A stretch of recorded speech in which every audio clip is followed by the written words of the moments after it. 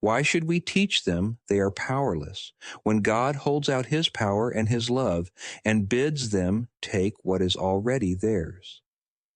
The mind that is made willing to accept God's gifts has been restored to spirit and extends its freedom and its joy, as is the will of God united with its own. The self which God created cannot sin and therefore cannot suffer.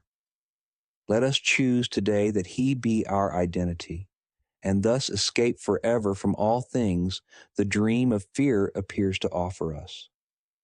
Father, your Son cannot be hurt, and if we think we suffer, we but fail to know our one identity we share with you.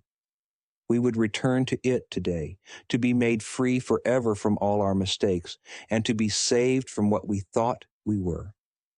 At ISTHEEGO, the ego is idolatry, the sign of limited and separated self, born in a body, doomed to suffer, and to end its life in death.